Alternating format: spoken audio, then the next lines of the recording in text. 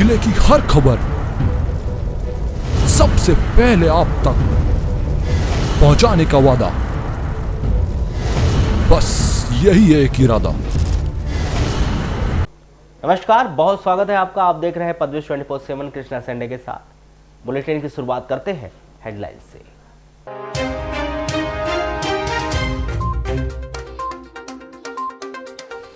आंदोलित दिव्यांगों का विरोध लाया रंग, मांगों को पूरा करने प्रशासन ने दिया लिखित आश्वासन, दिव्यांगों ने किया खुशियों का इजहार।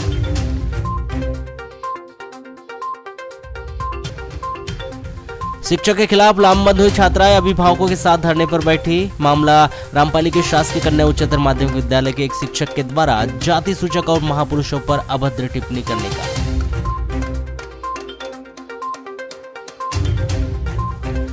वन विभाग के कर्मियों की प्रताड़ना से तंग एक व्यक्ति ने फांसी लगा करके आत्महत्या, सुसाइड नोट में आत्मघाती कदम उठाने का किया उल्लेख।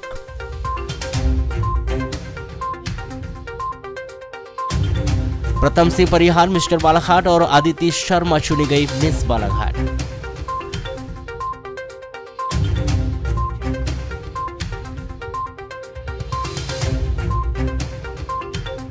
ठेका श्रमिकों ने मोबाइल प्रबंधन और ठेकेदारों पर लगाया शोषण करने का आरोप, 11 सूत्री मांगों का ज्ञापन प्रबंधन को सौंपा। वर्षों से लंबित अपनी विभिन्न मांगों को लेकर जिला पंचायत के सामने पिछले 7 दिनों से अनिश्चितकालीन धरना प्रदर्शन कर रहे दिव्यांगजनों की विभिन्न मांगों के सामने आखिरकार जिला प्रशासन को झुकना ही पड़ा। जहां जिला प्रशासन के द्वारा दिव्यांगजनों की समस्त मांगों को जायज ठहराते हुए उन सभी मांगों को पूरा करने के लिए प्रशासनिक अधिकारियों के द्वारा लिखित में आश्वासन दिया गया है। जहां बुधवार को दिव्यांगजनों की 7 सूत्रीय मांगों सहित 3 अतिरिक्त मांगों पर लिखित आश्वासन मिलने के बाद दिव्यांगजनों के द्वारा पिछले 7 दिनों से जारी अनिश्चितकालीन धरना प्रदर्शन को समाप्त कर दिया है। जहां उन्होंने अपनी इस मांगों पर मिले आश्वासन पर खुशी जताते हुए धरना स्थल पर आतिशबाजी कर जश्न मनाया। वहीं प्रगतिशील विकलांग कल्याण सेवा समिति और उनके सहयोगी संगठन वनगंगा मजदूर यूनियन ने दिव्यांगों के द्वारा 1 दिसंबर से शुरू किए गए इस अनिश्चितकालीन धरना प्रदर्शन को समाप्त किए जाने की घोषणा की। जहां उन्होंने लिखित आश्वासन के बाद भी मांग पूरी न होने या मांग पूरी करने में लेट लतीफी होने पर पुनः अनिश्चितकालीन धरना प्रदर्शन कर आमरण अनशन शुरू करने की भी चेतावनी दी।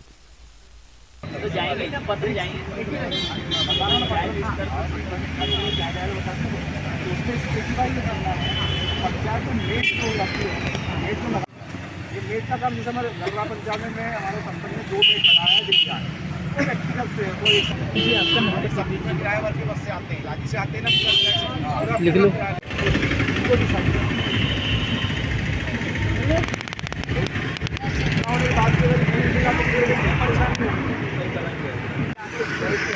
आजा उपाध्यक्ष जी, आजा भैया है ना।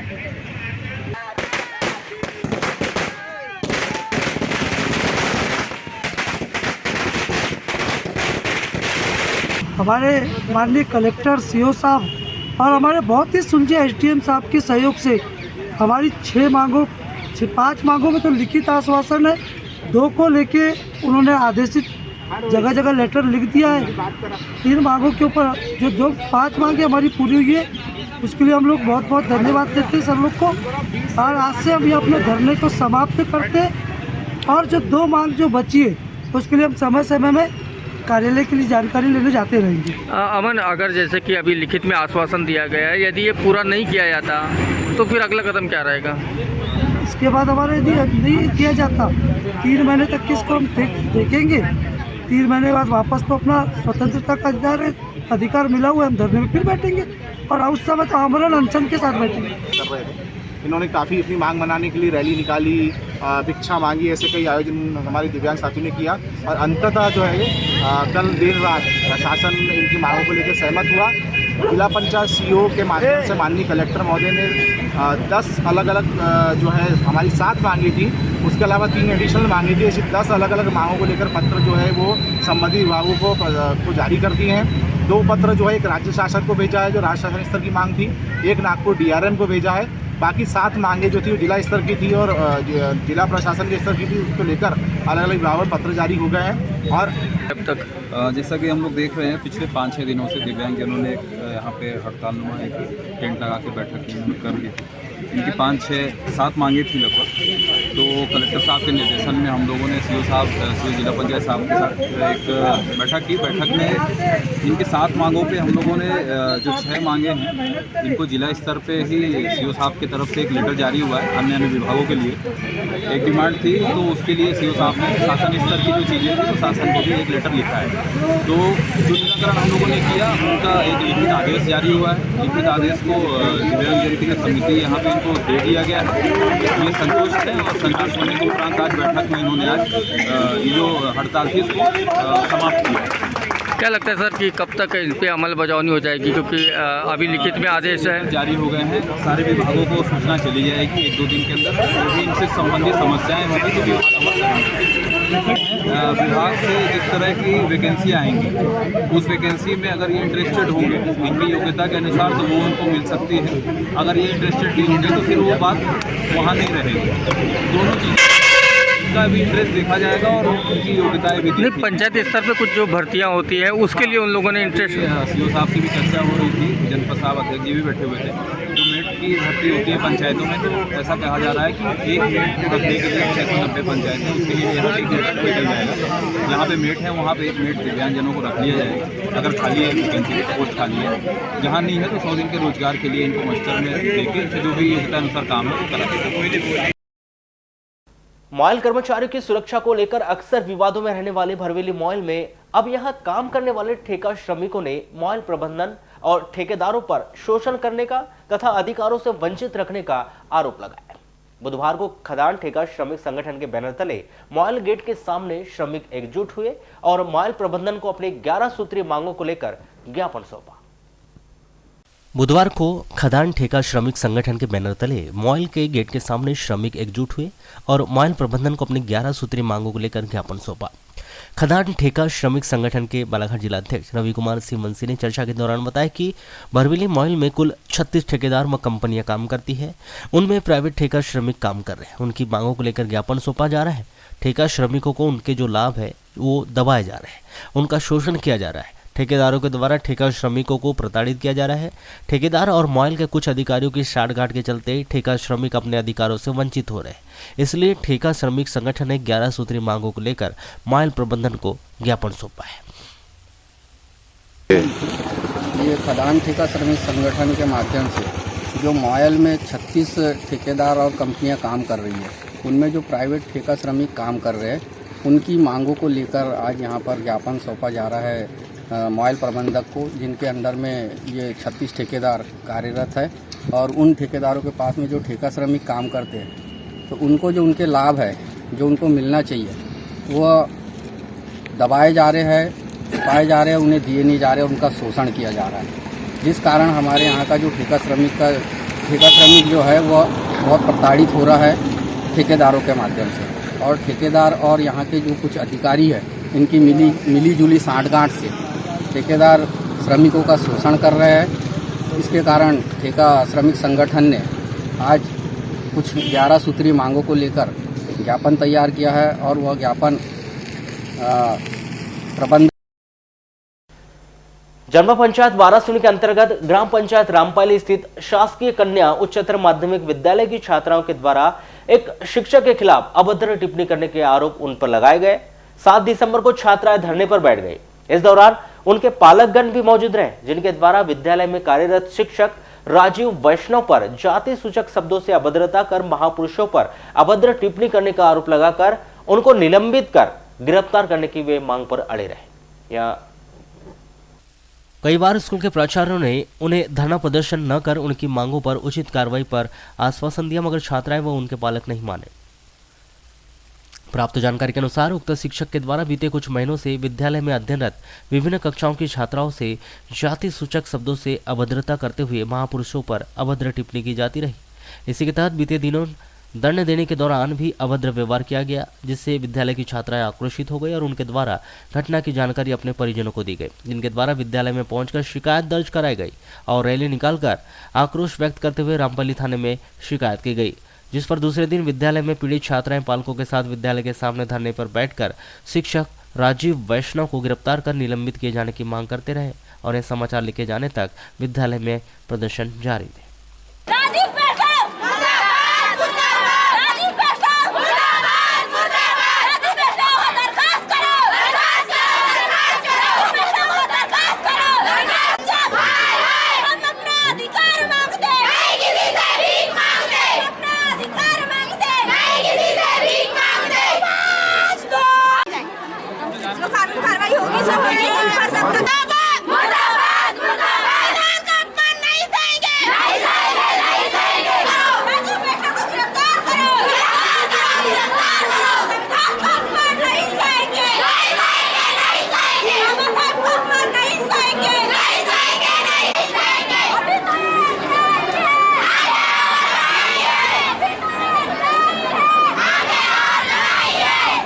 और इसके अलावा और बहुत गंदी गंदी गालियाँ भी देते हैं और कुछ भी उल्टा पुल्टा उठा के कुछ भी बक देते हैं। आप लोगों ने कभी अपने प्रचार को नहीं बताया इस बात? हमने ये बात सर को बताए थे, हमारे जो ये नाम बताओ sir. Atrai, Kapil Atrai sir. Kapil Atrai sir को बताए थे हमने। इस सर और अभद्रता किसके द्वारा की गई थी? जी ये उनका पूरा नाम राजीव वैष्णव है। वो ग्राम रामपाली से आते हैं पढ़ाने के लिए।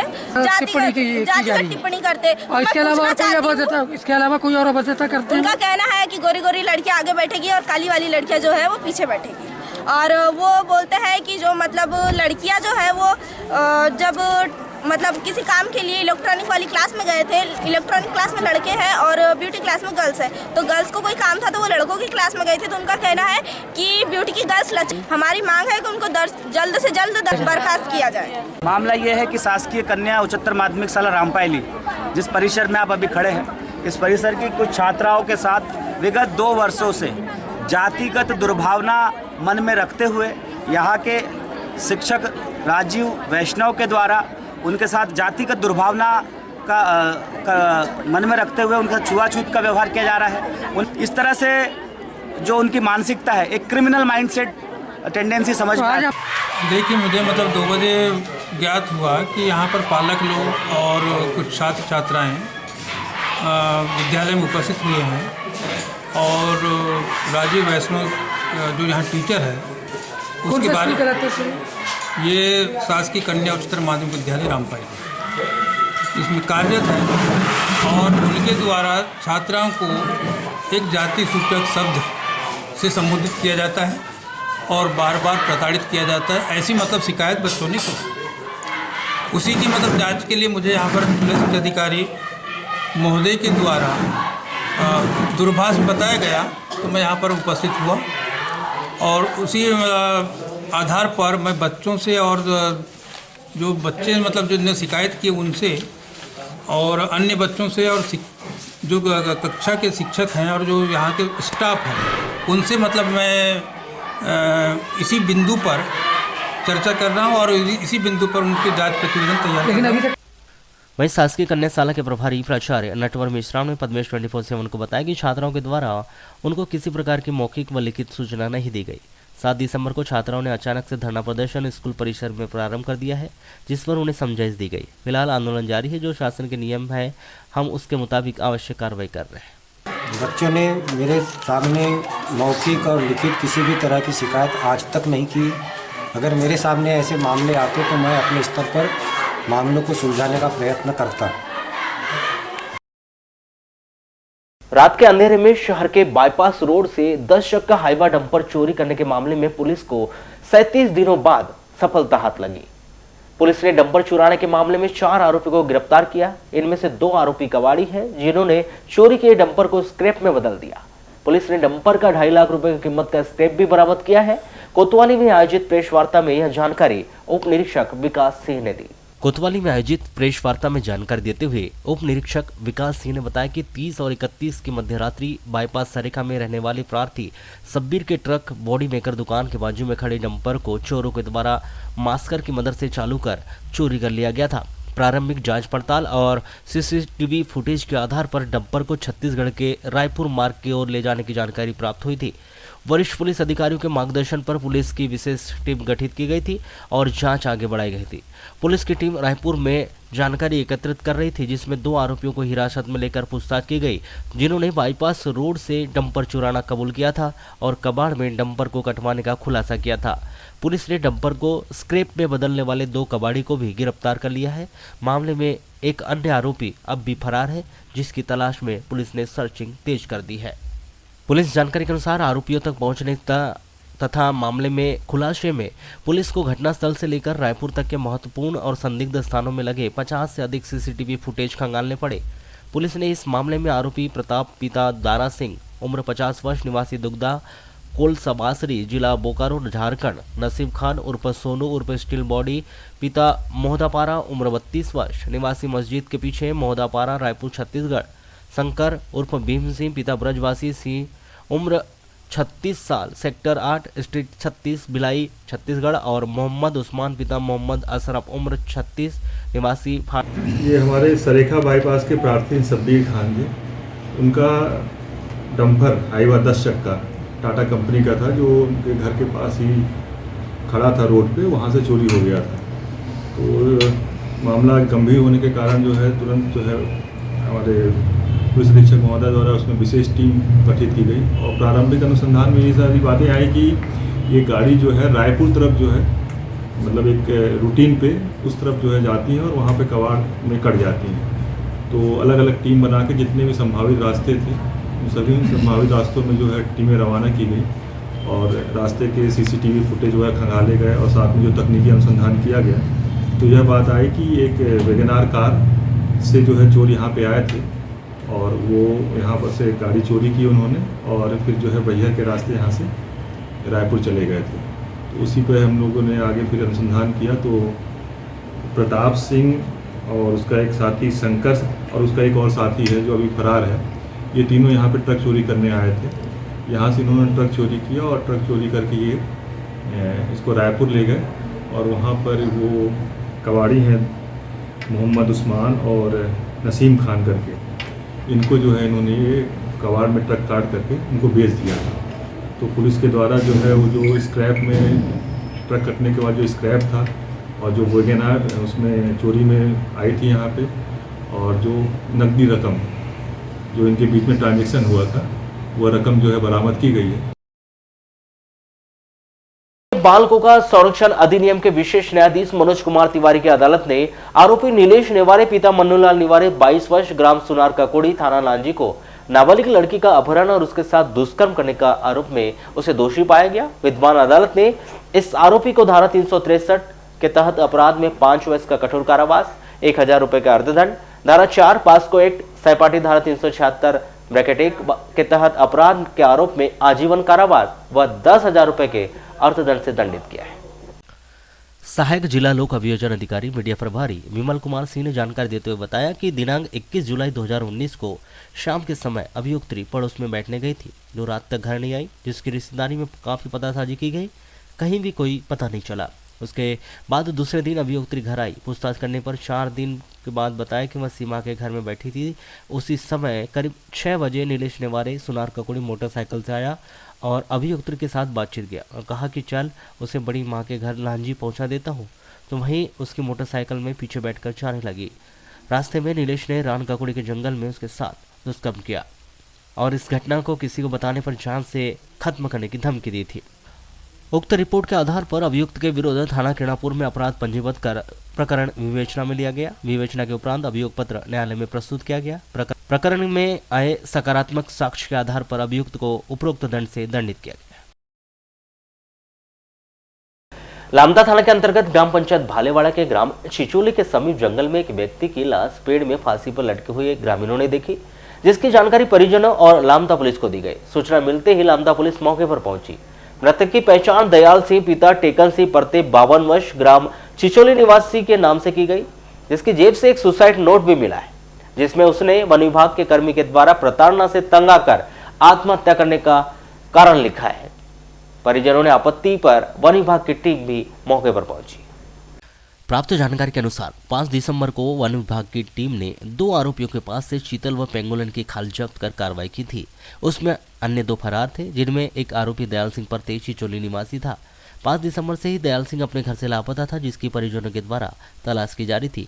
7 दिसंबर को 11 बजे करीब दयाल सिंह की खेत के समीप जंगल में पेड़ में एक व्यक्ति की फांसी पर लटकी हुई लाश देखी गई थी, जिसकी पहचान दयाल सिंह के नाम से की गई, जिसके द्वारा आत्महत्या कर ली गई थी। दयाल सिंह के द्वारा आत्महत्या की जानकारी लगते ही परिजन और ग्रामीण भी मौके पर पहुंचे, लेकिन परिजन व ग्रामीणों ने लामता पुलिस को दयाल सिंह के लाश पेड़ से नीचे उतारने पर आपत्ति लगाई और कहा कि वन विभाग के द्वारा चीतल के मांस को लेकर बार बार दयाल सिंह के घर आकर उसे प्रताड़ित किया गया, जबकि मृतक के घर में वन विभाग के जांच के दौरान कुछ भी बरामद नहीं हुआ था।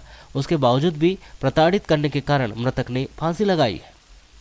इसलिए समस्त वन विभाग के अधिकारी कर्मचारी घटनास्थल नहीं पहुंचते तब तक शव को नहीं नीचे उतारा जाएगा, जिसके पश्चात मौके पर उप वन मंडल अधिकारी प्रशांत शाकरे और पूर्व विधायक मधु भगत सहित लामदा पुलिस भी मौके पर पहुंची, जिसके बाद दयाल सिंह की पेड़ में फांसी पर लटकी हुई लाश नीचे उतर आई गई, जिसकी जेब से एक सुसाइड नोट पुलिस ने जब्त किया, जिसमें उसने वन कर्मियों के द्वारा प्रताड़ित किए जाने का उल्लेख किया है। उप निरीक्षक संजीव दीक्षित ने मृतक दयाल सिंह की लाश के पंचनामा कार्रवाई के पश्चात पोस्टमार्टम करवाकर शव परिजनों को सौंप दिया है और मर्ग कायम कर जांच शुरू की है।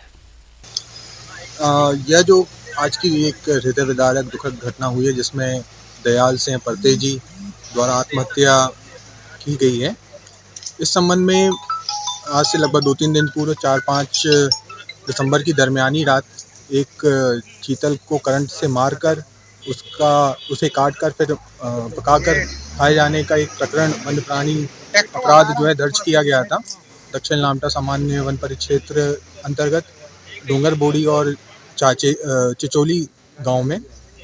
इसमें 2 मुख्य जो अभियुक्त थे वो डोंगर बोड़ी गांव से थे। उनके जब बयान लिए गए और जब जब्ती की गई की कार्रवाई आगे करी गई, जांच में यह सामने आया कि 3 अन्य आरोपी, जिसमें एक दयाल सिंह जी भी थे जो चिचोली गांव के थे, उनके नाम आए शामिल होना उनका बताया गया इस वन अपराध प्रकरण में। उस संबंध में आगे जांच कार्रवाई, तलाशी कार्रवाई आदि की गई विभाग के द्वारा।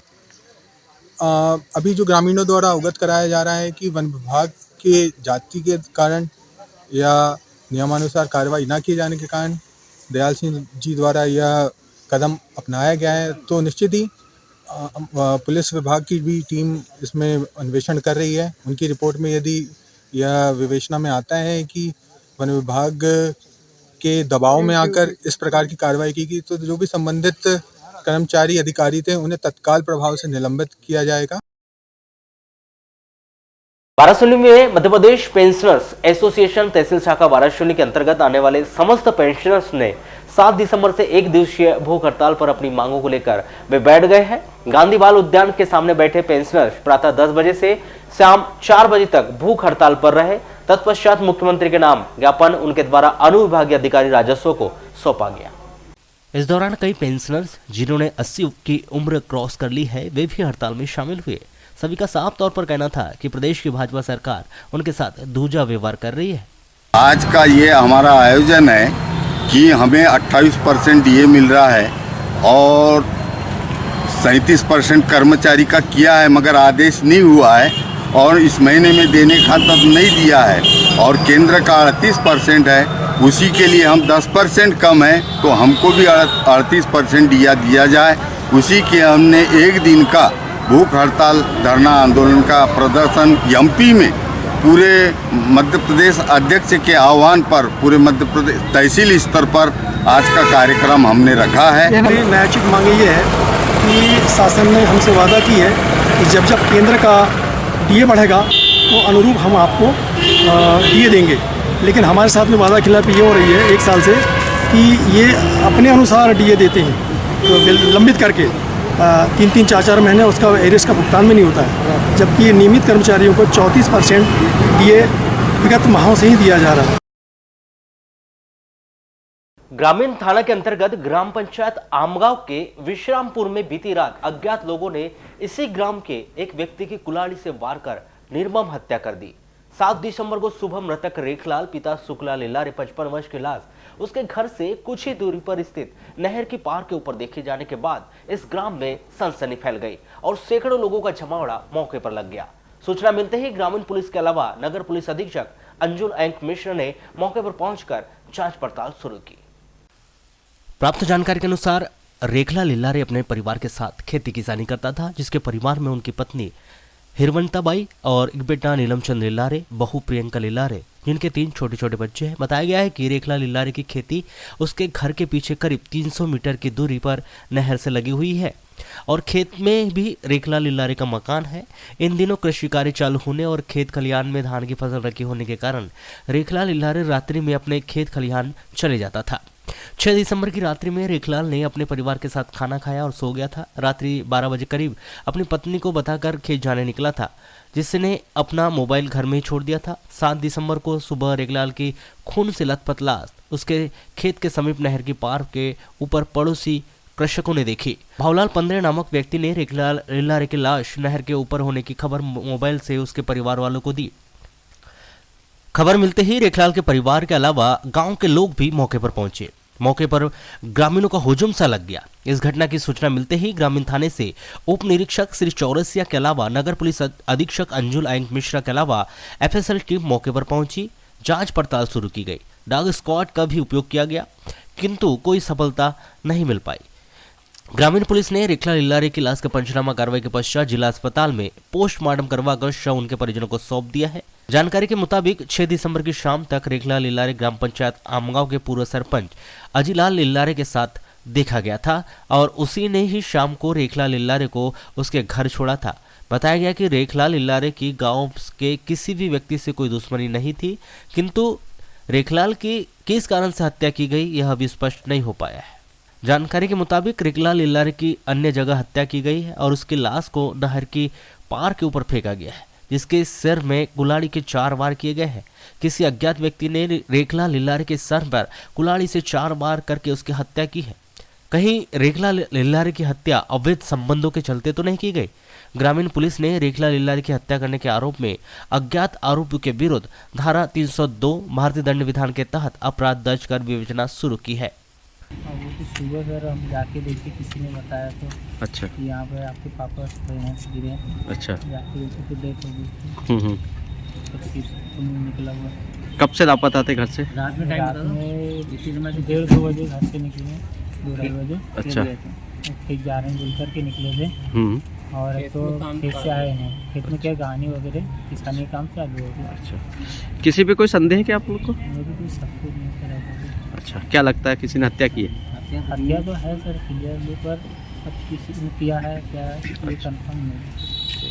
ग्रामीण थाना प्रभारी प्रकाश वासले ने दूरभाष पर पदवेश 24/7 को बताया कि ग्राम विश्रामपुर में रेखलाल लिल्लारे नामक व्यक्ति की लाश बरामद की गई है, जिसकी अज्ञात लोगों के द्वारा हत्या कर दी गई है। अज्ञात आरोपी के विरुद्ध 302 भारतीय दंड विधान के अंतर्गत अपराध दर्ज कर जांच पड़ताल शुरू की गई है। रेखलाल के हत्यारों को शीघ्र ही गिरफ्तार कर लिया जाएगा। जिला कलेक्टर डॉक्टर गिरीश कुमार मिश्रा ने बुधवार को एक आदेश जारी कर नगर पालिका परिषद बालाघाट के मुख्य नगर पालिका अधिकारी देवेंद्र मस्कोले के स्थान पर तहसीलदार नितिन चौधरी को अस्थायी रूप से नियुक्त किया गया है। कलेक्टर के द्वारा जारी आदेश पत्र के अनुसार कार्यालय कलेक्टर जिला शहरी विकास अभिकरण के आदेश के अनुसार 30 सितंबर 2022 को लांजी नगर परिषद लांजी में पदस्थ राजस्व उप निरीक्षक देवेंद्र मस्कोले को मुख्य नगर पालिका अधिकारी बालाघाट का संपूर्ण प्रभार सौंपा गया था, लेकिन श्री मस्कोले वर्तमान में अनुपस्थित है, जिससे कार्यालयीन कार्य प्रभावित हो रहे हैं। अंततः कार्य व्यवस्था को दृष्टिगत रखते हुए कलेक्टर डॉक्टर गिरीश कुमार मिश्रा ने तहसीलदार नितिन चौधरी को नगरपालिका बालाघाट के सीएमओ का अतिरिक्त प्रभार अस्थायी रूप से आगामी आदेश तक सौंपा गया। उक्त आदेश के तत्काल प्रभाव से लागू हो गया है। जिला प्रशासन व rotary club of tigers Balaghat के द्वारा 29 नवंबर से 8 दिसंबर तक लगाए गए आनंदम उत्सव में 6 दिसंबर को मिस्टर बालाघाट व मिस बालाघाट का आयोजन किया गया, जिसमें मिस्टर बालाघाट प्रथम सिंह परिहार व मिस बालाघाट आदिति शर्मा रही। Rotary club of tigers Balaghat के द्वारा आयोजित मिस्टर एंड मिसेस बालाघाट प्रतियोगिता के दौरान कई प्रतिभागियों ने मंच पर अपनी प्रतिभा के हुनर पेश किए, जहां उत्कृष्ट प्रदर्शन के आधार पर मिस्टर बालाघाट के लिए प्रथम सिंह परिहार का चयन किया गया, तो वहीं फर्स्ट रनर अप के लिए साजिद खान को चुना गया। इसके अलावा मिस्टर हंक के लिए हिमांशु बिसेन, मिस्टर परफेक्ट के लिए प्रशांत ठाकरे और बेस्ट स्माइल के लिए प्रदीप जॉन का चयन किया गया, तो वहीं मिसेस बालाघाट के लिए आदिति शर्मा को चुना गया। इसी तरह बेस्ट स्माइल के लिए दिव्या तेजवानी का चयन किया गया। इसके अलावा first runner up Vaishali, best walk के लिए महिमा सेट्टी, तो वहीं मिस दिव्य के लिए अंकिता महाते का चयन किया गया। Rotary club of tigers Balaghat के द्वारा आयोजित इस कार्यक्रम में बालाघाट पहुंची मिस महाराष्ट्र सेजल जायसवाल व मिस्टर इंडिया सनी फ्रांसिस ने से कहा कि छोटे जिलों में भी प्रतिभा की कमी नहीं रहती। रोटरी क्लब के द्वारा जिले की प्रतिभा को ऊंचाइयों तक पहुंचाने एक अच्छा मंच प्रदान किया गया, जो सराहनीय है। ग्रामीण अंचलों में भी टैलेंट की कमी नहीं है, उन्हें मौका नहीं मिल पाता। जिले से भी मिस्टर बालाघाट व मिस बालाघाट बनने वाले सभी प्रतिभागी बॉलीवुड तक पहुंच सकते हैं। आपको बताया कि सेजल जायसवाल सीरियल दिल मांगे मोर व फिल्म धाकड़ में अभिनय कर चुकी है और उनकी और भी फिल्में व सीरियल में काम करने का मौका मिला है।